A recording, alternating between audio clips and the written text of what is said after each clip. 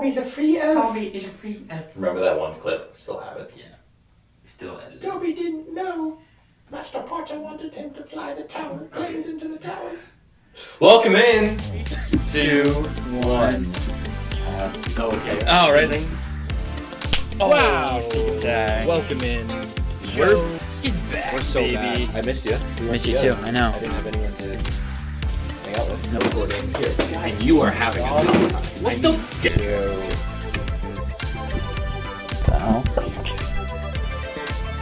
Welcome in. Episode 75.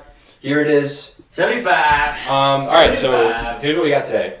25 more. 25 more until Our Sentinel episode. Our Sentinel Prime. Well, our Sentinel Prime will be our guest. Yes. Transformers 3, not my Will be favorite replacing one. me. It might have been 4. Sentinel No, Prime 4, will be 3. replacing me. 3, yeah. He's kind of angry. He blew up Chicago in that third Transformers movie. At least it wasn't Detroit. Most obvious. True. Yeah, that'd be bad. I like your hat. Thank you. Country Quinn making a return. Thank you. Yeah. God, something about that. It was That hat, that damn hat. okay. Yeah. Alright. I started watching. Me naked. No. Oh. I've been doing that. Normal. It's called Normal People on Hulu / Disney Plus. It's been around for a couple of years. I think it came out during COVID. Wait, it's a show? It's a called show. Normal People? Yeah, it's a show. Sounds not normal. It's amazing. I remember I've heard of it before because everyone like praises it a lot. But it's like a romancy show. I didn't really know the vibe, but I watched it because I've Your eyes look really green. Thank you. It's actually, we're in the show. This is the show right here, Normal People. Because I've been on a big Daisy Edgar Jones kick since Twisters. Right. And she's in it. And so I'm like, let's see what we got. Also, Paul Mescal. I want to familiarize myself with Paul Mescal before Gladiator 2 comes out. This is all nonsense to me right now. I don't know any of these words. Anyway, I'm watching it. I'm like 2 episodes in, and I'm like, this is so brilliantly made. One of those like just brilliantly made shows about like a relationship. And I'm like, oh my God, this is so cool. It's like not corny at all. It's like really real. I'm like, I'm so in. I love these 2 characters. And then I text my big group chat of women, and I'm like, hey, I know all you've seen this show. Should I keep watching? And they were like, absolutely not. You will. They were like, oh, that show broke me. The ending of that show like broke me forever. Like, I'll never look at love the same. And like all this. So I'm debating whether I should keep watching it. Because I'm thinking it's that. Where did that tie into my hat? I don't know. You said you like my hat and then started talking about this show. You just want to talk about It it? takes place in Ireland. There's no cowboys around. Yeah. Okay. Yeah. I just remembered. That sounds Sorry. awesome. No, I'm not saying it's about that. Sorry. I was just wondering if you were trying to. I remember when you were curious about how my day went. When was that? I don't give a fuck, bro. Okay, whatever. Episode 75, sports podcast. I saw Avengers. Nope, I saw Deadpool and Wolverine again. Yeah, that's averages 1 per us 2. Yeah, true. I can give you one. Better the second time. Really? Because it was just so much fun. 3D. I went and laughed. No 3D. Standard. Have you seen Despicable Me 4 yet? No. Inside Out 2, though, has just hit the 10th highest grossing movie of all time. So, Ever. Which is pretty wild. We gotta stop having kids. I have not been recording this audio. Cool. Damn it. I've been just blabbering the whole time, so it should be okay. Now we're here. Now we're here. The Hopefully my audio is fine. I don't know, it's gone. It just vanished. Oh, okay. I have a bone to pick with the theater Go industry. ahead. Keep picking it. If If you're here for the Patriots review, just give us a minute. Please give me a minute. I have things to say. Yeah. I go and see Twisters in RPX because Yeah. I'm like, I want to see it on the biggest screen possible. I love the film stuff. I love big action things. I want to see it. I want to hear it. So it's like $20 a ticket for RPX. I'm like, all right, that's so expensive, but like whatever. I know it's worth it. Then I go to Deadpool and Wolverine by myself the first time, and because someone canceled on me, and I caught a vibe. I was like, I caught a vibe. So understandable. But I was like, cool, I'll pay standard. Like, so pumped I don't have to pay for $20 tickets. Yeah. Standard's now $18.50. Okay. What are we doing? I don't know. What are we doing? I would still pay that for a movie. But like anything to house a bucket of popcorn. They used to be like 11, you know? And I'm like, oh my Joe God. Biden, dude. It's just crazy. That's the guy you voted for. So maybe blame the guy you voted for. True. You should watch the new Friday Beers video. Is it good? It's just like, yeah, I voted for Biden, so what? And he like puts the phone down and then just like zooms out for like a minute straight of like to the galaxy. Okay. It was just the whole thing. It was so good. Anyway, welcome to the podcast. Yeah, that was Matt's I have things to say. Film major that has nowhere else to talk about it, so he just blabbers about it here. Yes. I love it though. Yes. Okay, cool. We are a podcast. We are, and we have a really awesome interview Yeah. for you actual sports fans. Yeah. Right Yeah. after this. The Patriots Training Camp review. Insider. Season outlook with our good close friend. Jackson Tolliver. Yes, Jackson Tolliver. CLN Media, I believe that's what it is. I see them on Twitter all the time. I Yeah, didn't know he's he great. was He with does great stuff. them. Yep. So please stick around because there's actually great pages discussion. There is. discussion Before we get there, we're gonna do our wrap up. If anyone's been following of the year game, I'm sure nobody has. My mom has. She'll love this. Oh, true. Okay. It's tied. It's game 7 Uh-huh. of the year game. Yep. The way this works is you ask the other person when something happened, Yep. and whoever is closest to guess the year wins. Yep. And we were doing best of 7. Whoever loses has to wear an animal costume on a future podcast that we will do. Yes. For sure. Yep. Game 7. And the rules are anytime from now until when Jesus died. Yeah, 0. The second Jesus death. AD/BCE. Which No, I still don't AD. know how we CE. have, as a world, Sure. adopted Let's do Jesus' death as time. Okay. Because Yeah. there's other religions. Yeah, biggest one though. So Also, on our currency, it says "In God We Trust." That's just Big time. there's other religions. I thought we were separating church and state. Yeah. Biggest lie in Yeah. U.S. Thanks. Political history. Yeah. Actually. Maybe we should be Protestants. Maybe we should switch gears to a politics podcast. In. So What's your favorite color, red or blue? green. Oh, like Green your party. eyes. Yes. Go green, go gore. All right, let's get into it. Yeah. Whose Defer. turn? Yours. I also defer. Okay. Fuck. This guy's good. All right. I'll go. So I almost started off with in the year. In the year, what happened? You asked me a year, and I have to guess what That'll happened. be the next in the game. year. It'd be like whoever gets closer. No one- That'd be so good. All right. Okay. Next All one. right. Next one. All right. The Imperial Diet of Gelnhausen. Dude, Gelnhausen. what letters did you just say? The Imperial Diet of Gelnhausen. The Imperial Diet Of Gelnhausen. Gelnhausen. Geln Hausen. Yes. The Imperial Diet. Yes. Of So is Gelnhausen. this Star Wars or I Lord of the- thought it was a food-related thing. Turns No, no. out it was just a big political debate with the Holy Roman Empire. This is so There's boring. some context clues. The Emperor Frederick was like doing some really it was tense because he was talking about like the next in line and all this stuff, and people were probably going to go to jail. Super tense. Got And it. then his horse farted super loud, and like so loud that it Okay. just completely broke. Everyone died laughing for like 10 minutes. It ended up like making the proceedings go way better. So everyone, Dude, farts are funny. yeah, exactly. Farts Everyone, save like, the world. So many historical anecdotes referencing like this was actually probably going to go really bad, but it went super well. a horse 'cause, farted like, loud. The horse farted. That's yeah. amazing. It probably wasn't even a horse. It was probably one of the... I know, right? They're like, Roman oh my god, guys. that was the horse. That was the horse. Oh, The horse did farted. that. Horse did Everybody that. laughed. Yeah, everybody laughed. That Everybody was the horse. Looked Yeah. directly at the horse. What year did that take place? Okay, so you said the word Roman Empire, Holy correct? Roman Empire. Holy Roman Empire. So that doesn't change anything for me. Okay, cool. And the funniest thing is you've been asking me... a bunch of Holy Roman Empire questions. Yeah, and I have no idea still. Testing you on your homework. I have no idea. I haven't been doing it. I'm going to guess it's sometime in the last 2,000 years. True. I'm going to guess 1100. Oh my god, really? Yeah. It was 1184. Let's go! Wow. All right, Close. that's huge. That's massive for me. 84, so I have to be damn close. That's I have massive to be for damn me. close. Oh, that's so big. You're going Wow. to wear such a weird animal. Oh my god. Okay, you have to be. Ready for your question?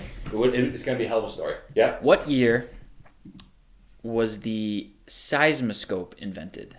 The seismoscope, Please. according to Merriam-Webster, The dictionary. is an instrument for recording only the time or fact of occurrence of earthquakes. So basically something that just told you an earthquake happened. Okay. Which Factor, you'd think fact of you could occurrence. just be like, Yeah. yeah, that was an earthquake. The seismoscope said it. Okay. All right. When was that invented? All right. The seismoscope. Let's look It at. was the first kind of right.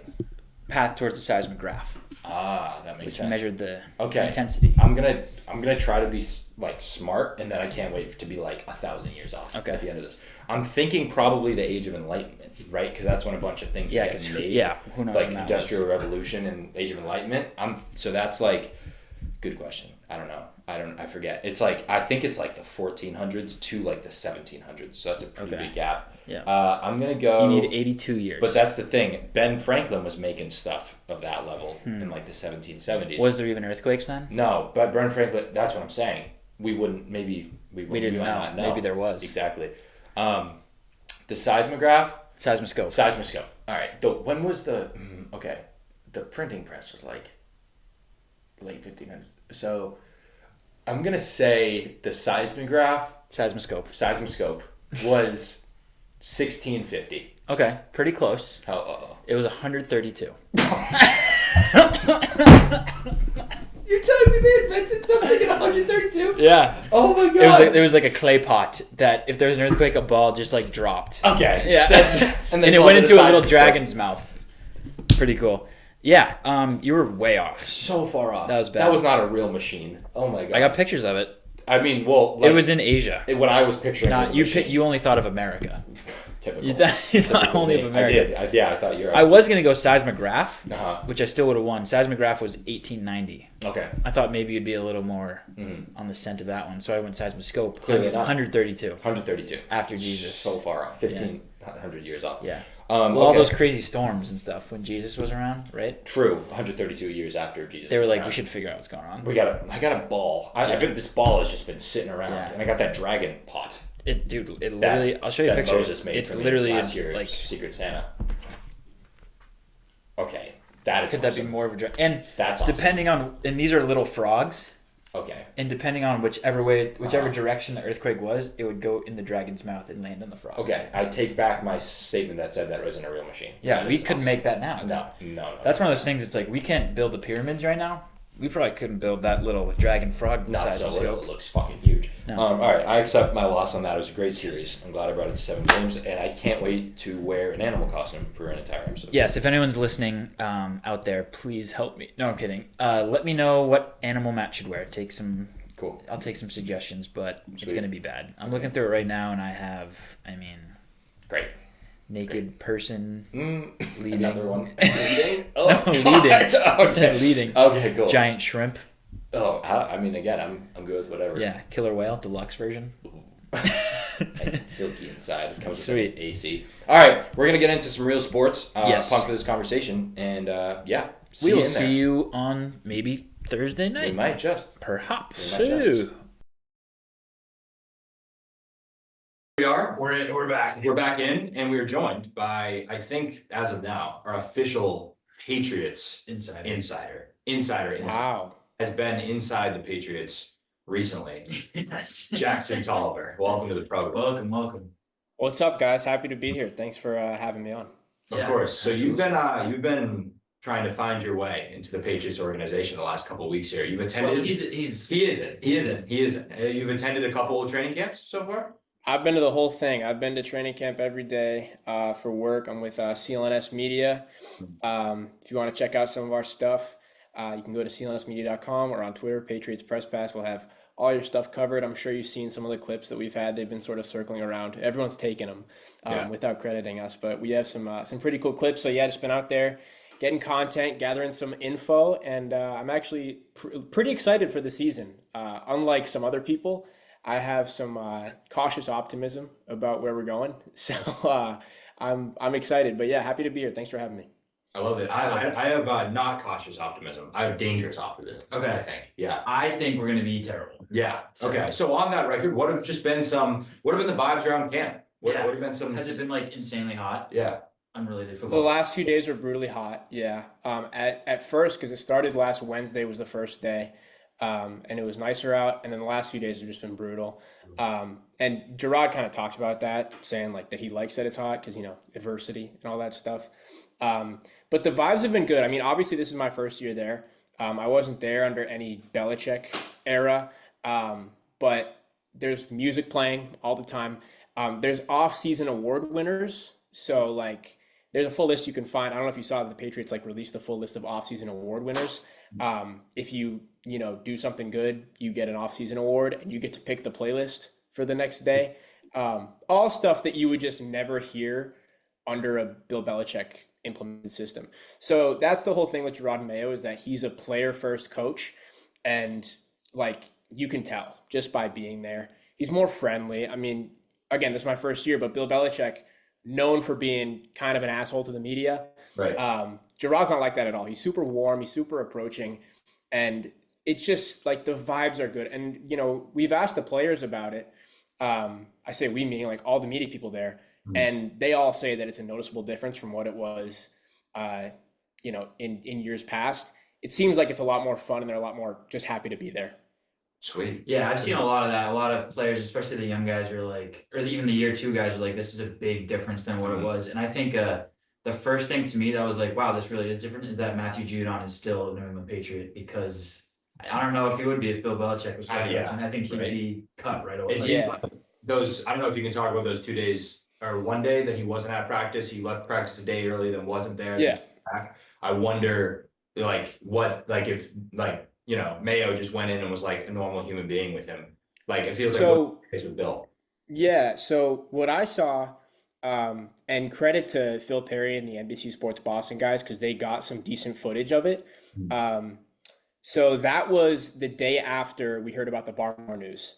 And Devon Godshaw's agent, Drew Rosenhaus, like a big name agent, flew out to New England and was on the field with Elliott Wolf and Matt Groh on that day. So Judon comes out. This is speculation. It looks like he was planning on practicing.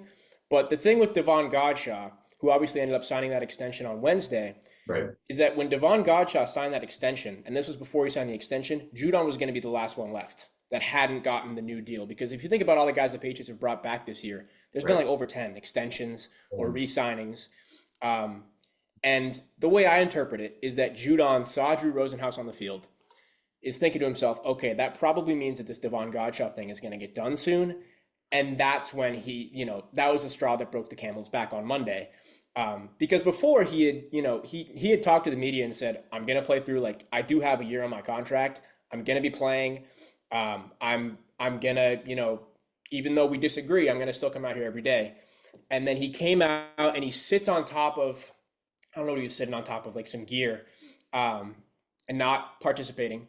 Mayo comes up to him. They say a few words. He walks off the field, comes back on in flip-flops, and then talks to Elliott Wolf and Matt Groh. I don't know what they were saying. No one knows what they were saying. But you can't assume it was, you know, I'm really happy to be here. It had to have been some sort of negative conversation that they have, because then he walked back off the field and then didn't practice on Tuesday, was posting pictures playing NCAA. So, you know, it's like, and then whatever happened on Wednesday, the off day, Devon got that contract finalized, and then Judon was back on Thursday. And then that was the first time we got to talk to Mayo since it happened. And at that point, he said, Judon's going to be back here today, full participant in practice.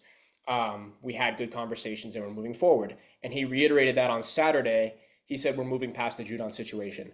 I don't know if that means we're done talking with Judon about his contract, or if that means we're done with all this drama and we're going to, like, they clearly want to keep the situation internal and as in-house as possible. So I don't know where that's going to go. He could get traded. He could get extended. He could get a temporary raise this year is also an option, or he could just stick around and just play through on that deal.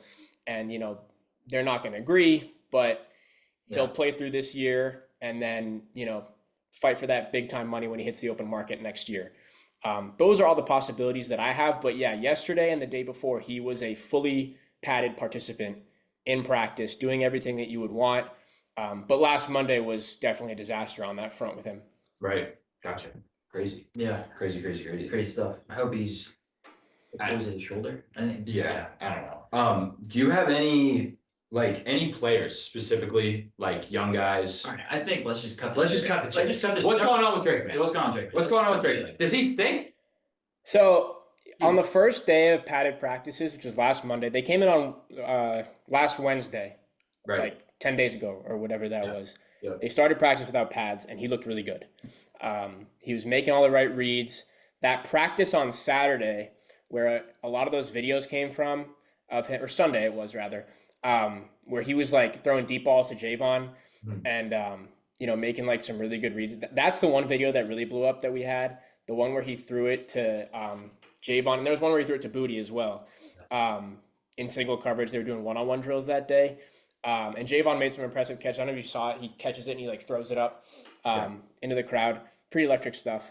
But he looked really good those 2 days. And then the pads came on Monday and he was atrocious. Monday was by far his worst practice.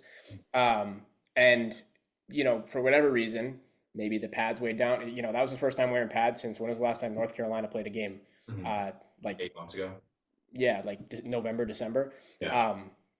So first time wearing pads, a little rusty, didn't look good. Tuesday wasn't much better.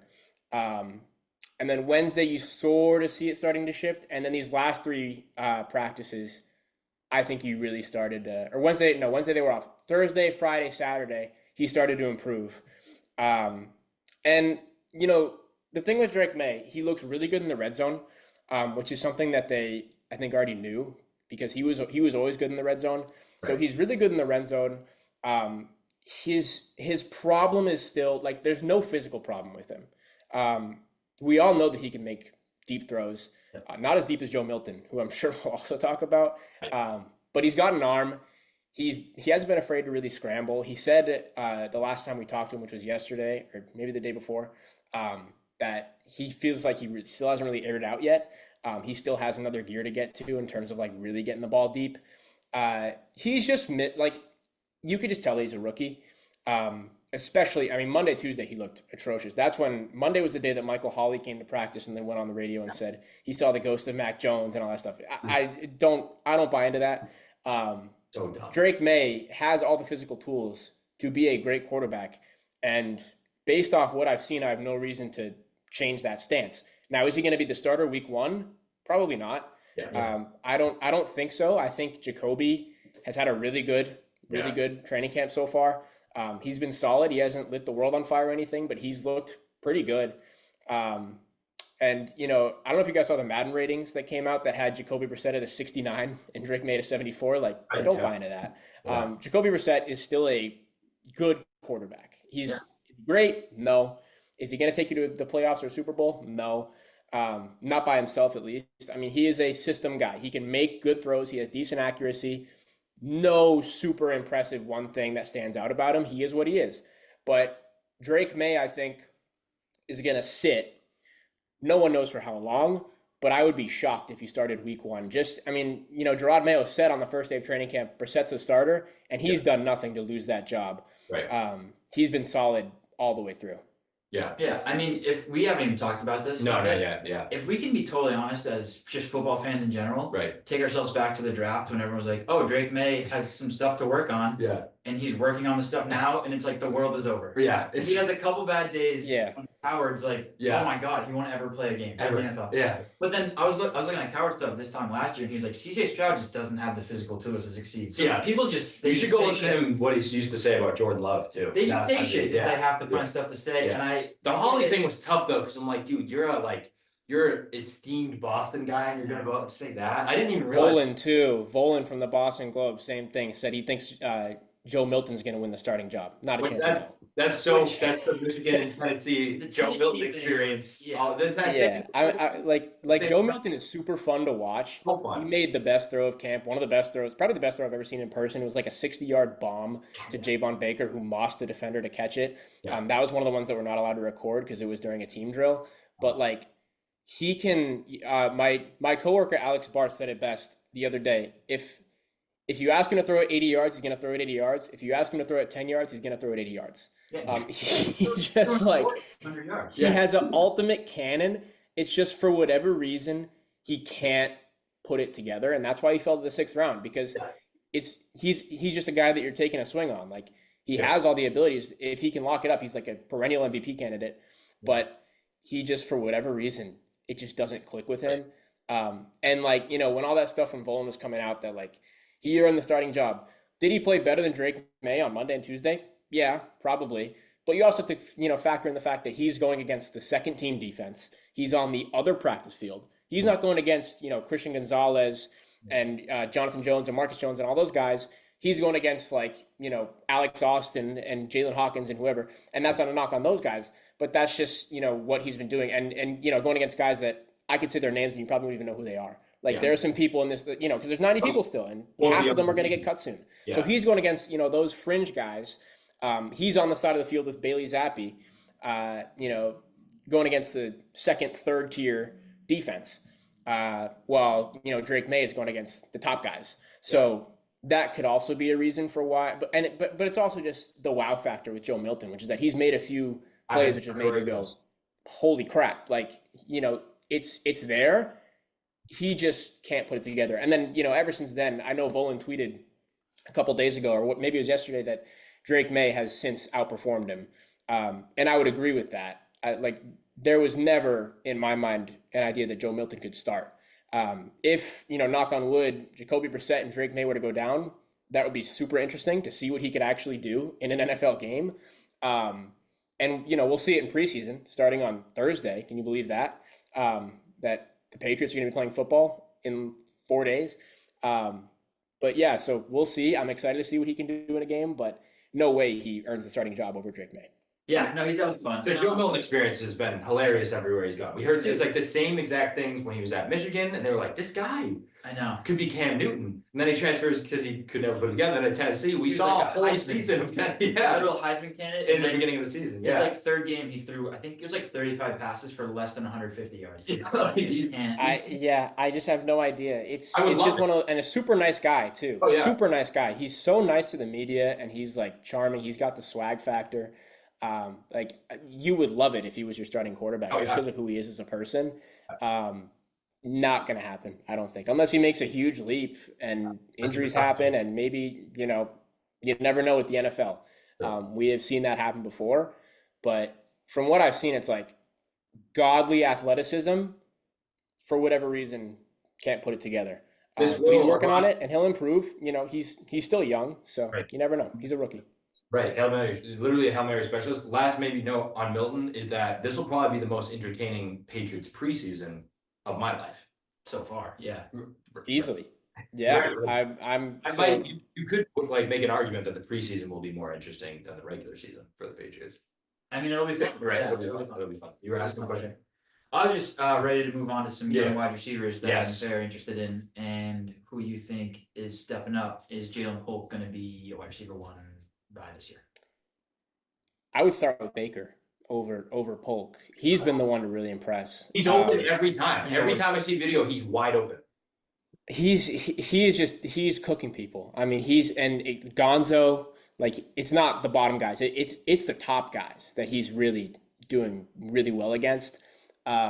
Started off camp, so in mini camp, which I was also at, he was like a non-factor because he was dealing with some sort of injury. So I think he sort of slid out of the narrative. It was really about Polk and Pop, who are still going to be great receivers. Don't get me wrong, but you could argue he's been the most impressive player so far through training camp, through 9 days.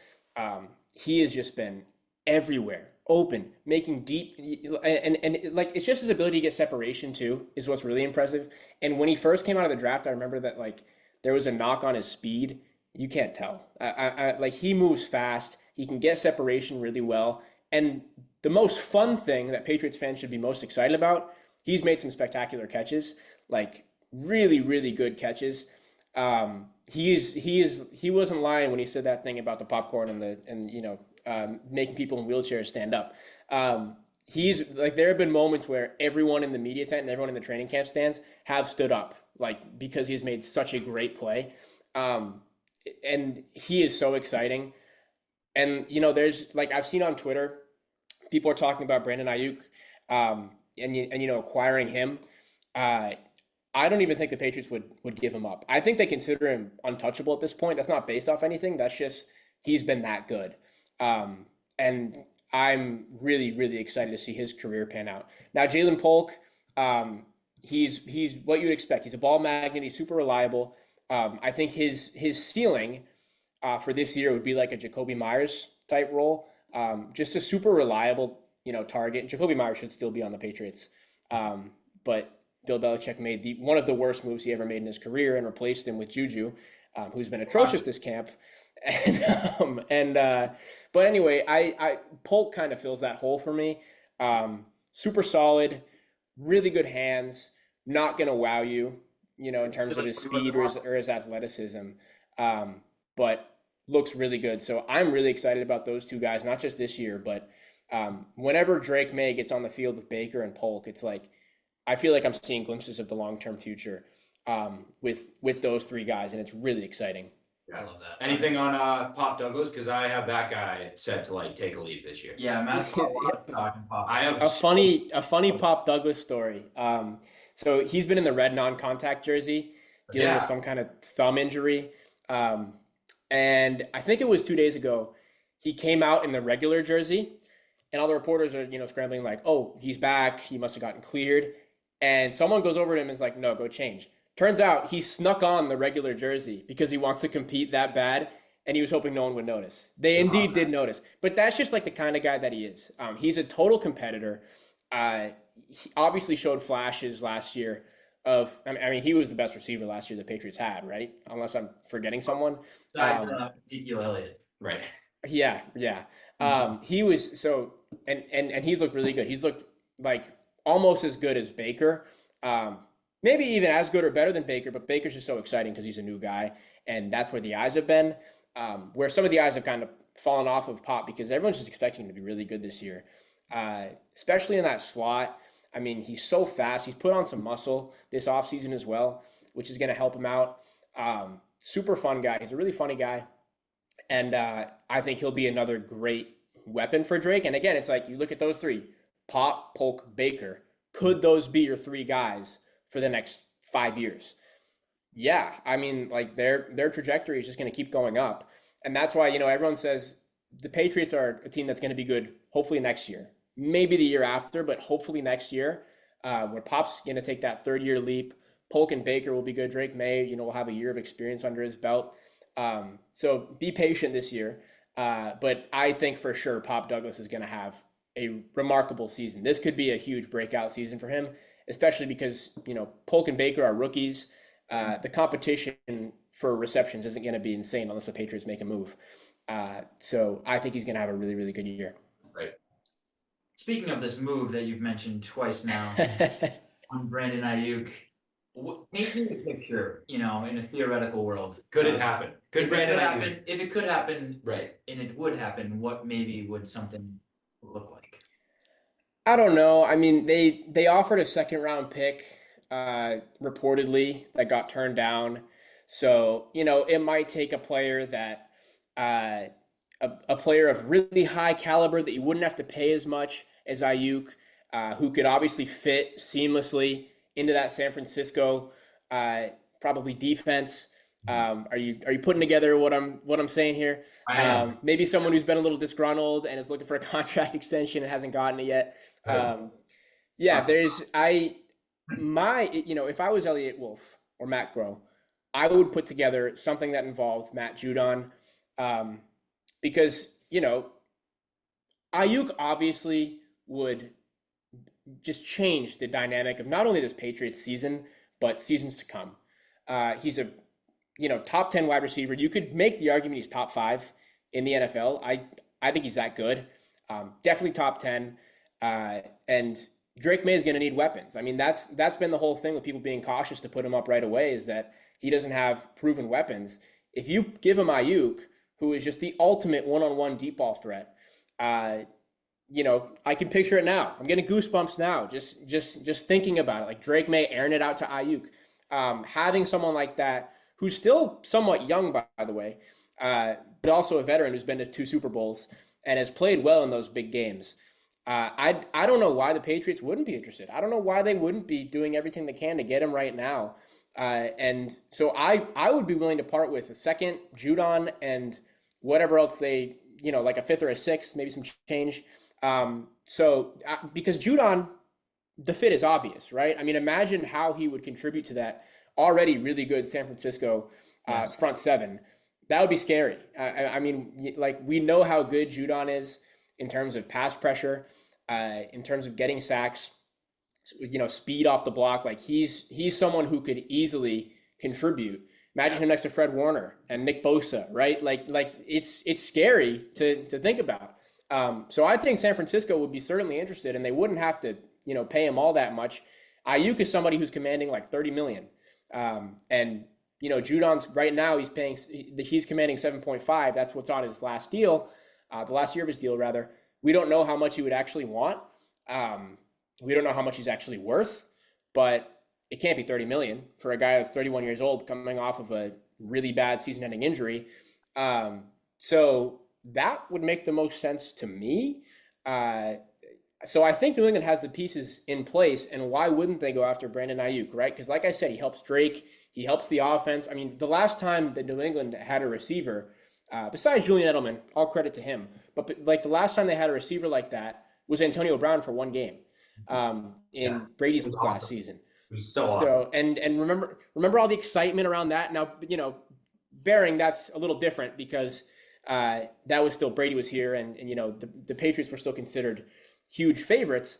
But wouldn't it just be so exciting if we didn't have to watch like Juju Smith-Schuster this season? And like we Patriots fans have been through awful offense, simply awful, between Mac Jones and Devontae Parker and like these guys that have just been just like mid to bad. We haven't had a super electric wide receiver like Brandon Aiyuk would be. So I'm all for it. I think it would be great, not just for how good the team would be and Drake's development, but from a fan perspective, I think it would really rejuvenate people's opinions on this season and opinions on the team going forward just by bringing a guy like that in. He would immediately be the best player on the team, no? In my eyes, I think offense or defense, he'd be the best. Yeah, I agree. And it makes sense too with Judon, like you're saying, he's 31, you said? When we're trying to be good a couple years from now, he's going to be not really part of the picture for another contract. Then he has no value, right? Yeah, and I love Matt Judon. He's such a good player. Like I don't think it should be like just toss him because who needs him? No, the D line would really struggle without him, especially with no Barmore this year. I'm not confirming that he's going to be out for the year. I don't know. No one knows. But with an injury like that, they're not going to rush him back because that's like a life-threatening thing. So assuming that Barmore's gone this year, then you lose Judon as well. The D-line will take a hit for sure. Like, they will take a considerable hit, but you got to look at what you're getting versus what you're giving up.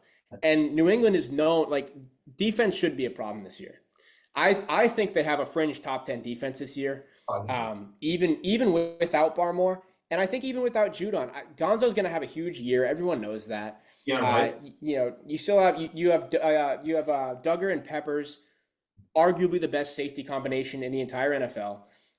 You have linebackers that are going to be so good, like Tavai is going to be good, Jawan Bentley, Josh Uche, Keon White. I think is going to have a really good year this year. He's looked really good in training camp so far. So like obviously the offense needs more help, and when you bring in Drake Maye, 3rd overall pick, you want to give him someone that he can trust. So I would do that deal 100 times out of 100.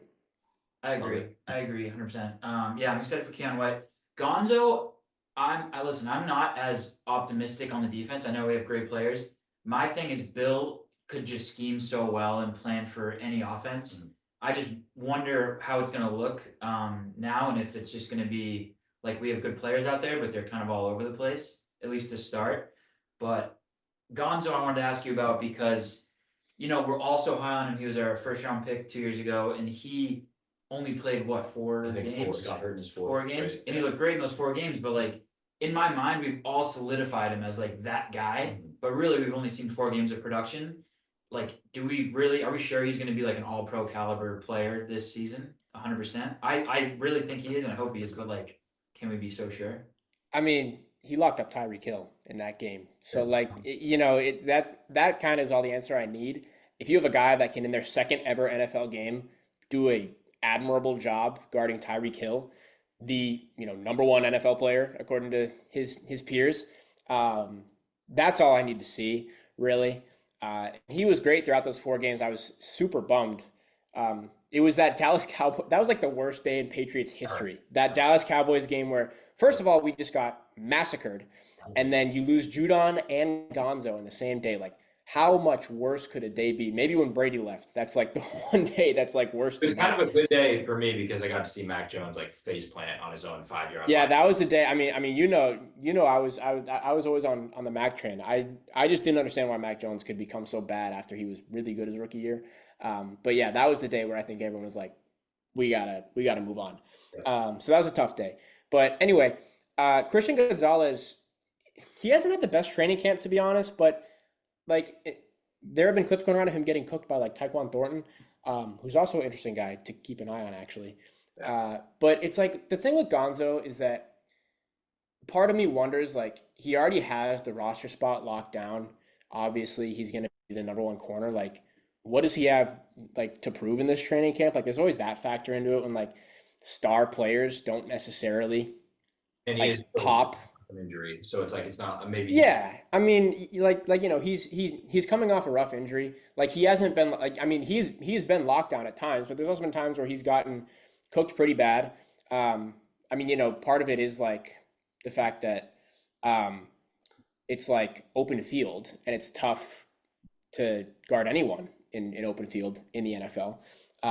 But you never know what's going to happen. But I'm really high on him being the number one guy, the guy who's going to lock up Tyreek Hill and Garrett Wilson and whatever other number ones they're going to be facing this year. And yeah, I have full confidence in him because, like I said, if you play like that against Tyreek Hill and you're 19 years old or whatever he was in your second ever NFL game, like you know the potential's there. So I think he's going to have a huge year. Yeah, I love it. I have One more. we're running out of time, but Run out of time on the Zoom, huh? Yeah. it makes you upgrade now. Okay, cool. Like Zoom Premium. Quick question: how terrible is this offensive line going to be? And is Mac Jones going to die? Not Mac Jones. Mac Jones is probably going to have an awful year if he ever gets to play. No, I'm actually not as down on the offensive line. They looked really solid. Look for Caden Wallace to have a huge year at that left tackle spot. That's where he's taken the majority of reps. Third round pick out of Penn State. He looks really good, like surprisingly good. And Gerard even mentioned that he's looked really good. So if you put the pieces together, David Andrews, we know that he's good. Caden Wallace, I'm telling you, is going to be good. You're going to have to take my word for it. Onwenu, Big Mike, going to be great, probably at that right guard spot. City So, I think is pretty good. He's looked good throughout this camp. So the right tackle spot is the really big question mark. Do you go with Chuks Okorafor, who they got from Pittsburgh this free agency? Or do you go with Calvin Anderson, who's also taken up some reps at that spot? I don't know. Gerard said the whole time it's going to be the best five out there, and they're going to figure it out in terms of like the positions that they play. So that's my best five right now if you factor in the Cole Strange injury. I actually don't know when he's going to come back, but that right now is my best five that I mentioned. But yeah, Caden Wallace I think is going to be huge on that left side in terms of protection. So they've looked good. And barring they've looked really good when Judon hasn't been on the field. And Barmore's not on the field. So it's like, how are they going to do against, San Francisco week 4? Which is like, it's something about week 4 with these Patriots, man. Yeah. That's going to be maybe even worse than the Cowboys one. It has potential to be, but who knows? But yeah, I'm not too worried about the offensive line, and I think there's a pretty bright future there. Obviously, Onwenu signed that big time extension this year, and he's super versatile. So if he needs to play right tackle, he can. If he needs to play left guard, he can. And I wouldn't be too pessimistic about it. I truly think that there's other areas to be more concerned about on the Patriots than the offensive line. I think they've taken a huge leap, and I think that they'll be okay this year, which is going to be great for Drake Maye, obviously, because he needs all the protection that he can get as a rookie whenever he does suit up as QB1. Totally. Well, you're definitely starting to talk me into it a little bit. That's good. What was your real quick question? Mm-hmm. Really last one. Mm-hmm. Last one. Love it. Can we just start another Zoom if it runs out? Yeah, I mean, sure. You guys still... Okay. Well, and I was just gonna ask you, what's your season outlook like? Absolute peak, record prediction outlook, maybe average, and then like bottom of the barrel. We don't have to do bottom, just maybe the peak. The absolute ceiling, the absolute best case scenario is like 9 wins and they sneak into the playoffs. That is if Drake Maye, for the rest of training camp, turns into prime Patrick Mahomes and just dots up, doesn't even complete another pass, like barely does, and starts week 1 and just becomes insane. And Javon Baker becomes like a true wide receiver 1, assuming that they don't get Aiyuk.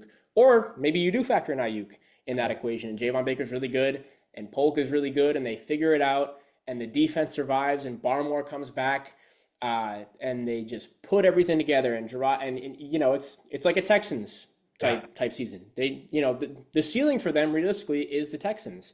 What they did last year, sneak into the playoffs. I don't think they win a game in the playoffs, but you never know. the floor, the absolute floor, the worst case is Drake Maye struggles really bad these last few days. He struggles in the preseason. They say, no way, he's ready. Jacoby Brissett comes in and is like the worst version of Jacoby Brissett that he could be. And Juju is dropping balls everywhere. And the defense really struggles without Judon and Barmore, assuming that, I mean, Judon's still on the team. I'm like already writing him off. Yeah. But, you know, assuming that Judon does play, he's not good, or if he doesn't play, they miss him really badly. And, you know, injuries and whatnot. Drake Maye, first year head coach, like 2 wins. That's the absolute floor. Because you also have to think the Patriots have a really difficult schedule this year. Yes. And they will for a long time, because the AFC East is so good. And, like, you know, they're getting the Niners, which is going to be tough. And the Bengals week 1 is like, come on, really? Like that's such a tough break as well. So they have a tough schedule. That's the absolute floor. My prediction for how this season is going to be, I'm in that like 5 to 7 win threshold.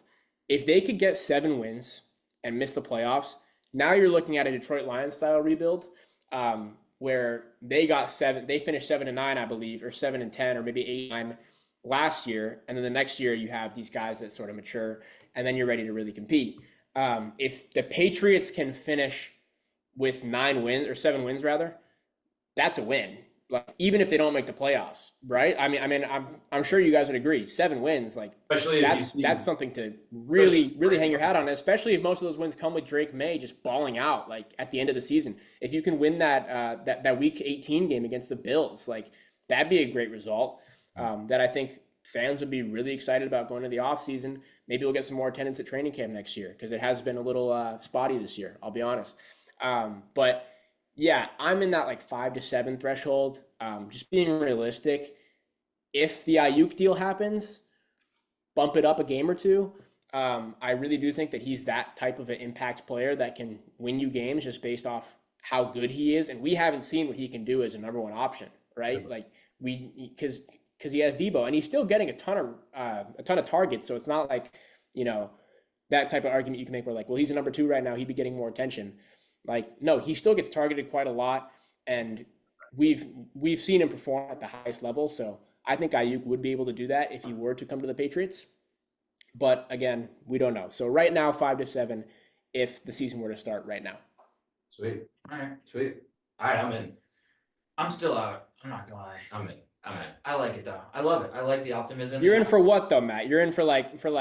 I'm in for. Like, I'm gonna be more engaged as a Patriots fan this year than I was last year, and that's all I mean. I think everyone should be totally engaged. Yeah, I don't know how many wins it's gonna be, but it's gonna be very much like I'm excited about way more of these players. I'm excited for the players a lot. Yeah. That's what I'm excited for, because I think even if we're bad, it's about what players can we start to build on. It's gonna be like, oh, Baker scored a touchdown. We are rebuilding, so it's like, what guys can we really build this new team around? Yeah, and it's a different type of fan. Do we have the coaches? Do we actually have the just everything we need to start a new team? This is probably going to be my college football season. Like the season I get into college football. Yeah, but for sure. No, I'm excited. All right, sweet. I think that's all I got. That's all I got too. Sweet. Yeah, that was great. Thanks so much for joining us. Appreciate you guys having me. Yeah. We'd love to check in as the weeks progress leading up to the season. If you're around. Maybe at a training camp or preseason game. True. We were supposed to on Saturday, and then we just didn't. I'll be at all the preseason games too. So whenever you guys need me to hop on, I'm ready. Maybe start recording the stuff that like you're not allowed to, so we can get some really some real insight. Yeah. Well, I'd probably get fired, so I do have to pay rent. Welcome to the wagon. You're insider. Yeah. Money. For sure. Appreciate it. Well, thanks so much, guys, for having me. That was fun. Yeah, right on. We'll talk soon.